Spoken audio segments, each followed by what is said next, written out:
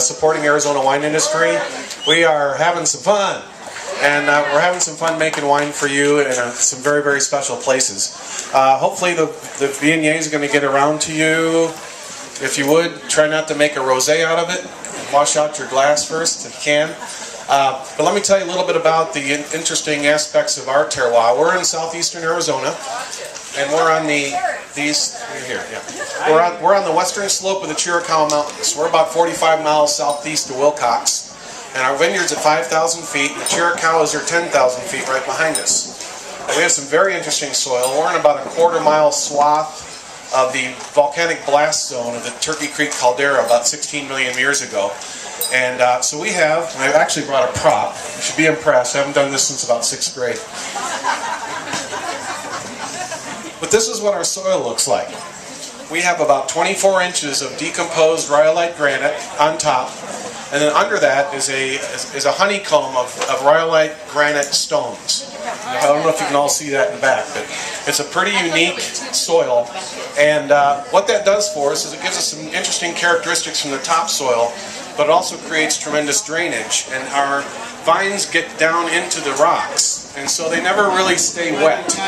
And most of the wines you drink today originated in Persia, and the Romans brought them to Europe, and they became French wines and Italian wines. It took 3,000 years, but the grapes are finally back in the desert, and so we're glad they came back. But this soil is very unique because the grapes never stay wet. They drain very, very well. It's heck on our electric bill, but it takes a lot of water, but the vines stay dry. We can get a 2 or 3 inch rain, and an hour later we can get it out in the field and not be in the mud. So it's pretty unique. The reason we chose Viognier to grow, which is a Rhone varietal, I studied a lot about Rhone varietals, and realized that some of the greatest wines in the world, white wines, are grown in rocky soil. And so what we wanted to do is try to really pick up the minerality of the Viognier grape in this wine, and I think we've done that. We were very, very happy with it. As you drink the wine, you're going to pick up some of the stone fruit characteristics of the Viognier. You might pick up pears, peaches, maybe apple, maybe some apricot.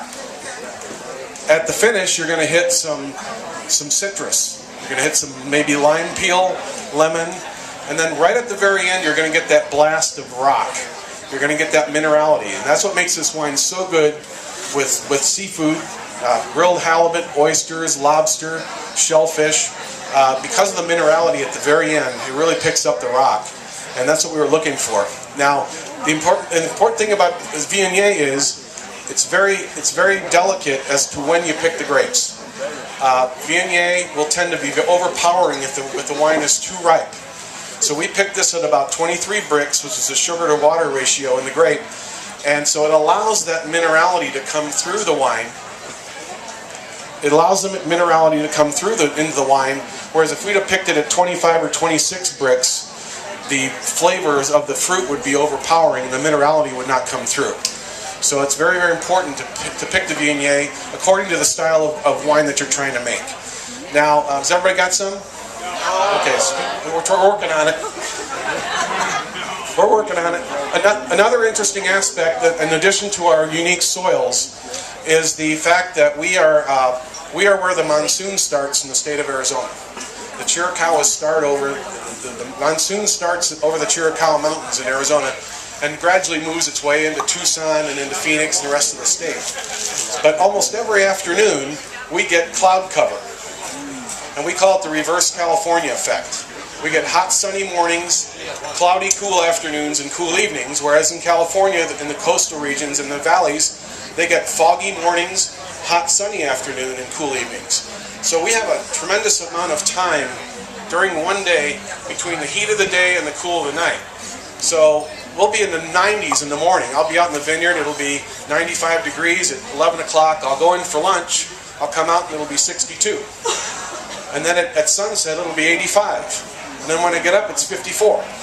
And that swinging of temperatures, what that does is, and Cynthia talked about it, was it stresses the grapes out a little bit. It thickens their skins. And where's all the flavor come from the grape? and color from the skins. So the thicker the skins you can get, the better the wine grapes you're going to grow. So you don't want thick skins on your tomatoes. That's why in the Midwest they grow so well there, because they don't have the temperature swings. But in the southeast Arizona, we get those temperature swings because of the Chiricahua Mountains. It really thickens the skins, and I think it really helps our reds and our white wines, in addition to the soils that we're growing the grapes in. So, any questions? I must have been very efficient. Pardon me? We have 12 acres under production. We have 40 acres on the property. And we've got Grenache, Syrah, Viognier, and Petit Syrah. We're growing all Rhone varietals. One of the reasons we chose the Rhones was because of the rocky soil. We didn't know how rocky it was until we dug a septic tank. It was a very, very technical analysis of the soil. We were digging a septic tank. They started digging, and they went down about 15 feet, and all we saw were those rhyolite granite stones. I said, keep going, keep going. And we got down to 22 feet, and the rock never stopped. And I thought, wow, this looks like Viognier country. So we stuck some Viognier in the ground, and off we went. And this is basically the first fruit off these vines. So these are very young vines, but they're already showing tremendous character. Any other questions? Yes, ma'am. What's your background in winemaking? My background in winemaking. Whoa, I don't think we have enough time. I was started out as when I was 16 years old. My parents drank, some of you will probably remember these, Lambrusco, Mateus Rosé, and what's the third one?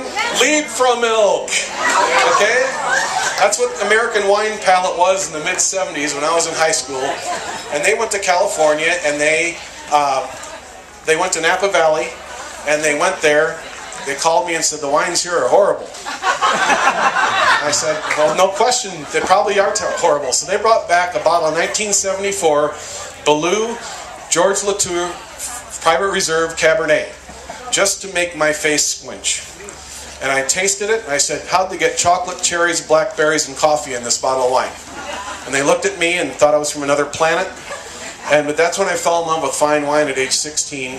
And I've been chasing it ever since, mostly as a buyer and a collector. And then Peggy and I had a real lapse in judgment and started to try to make it ourselves. So, and I'm a finance guy, the dumbest thing I ever did. But we're having fun with it, and I'm glad you all enjoyed it. Come by and see us, okay?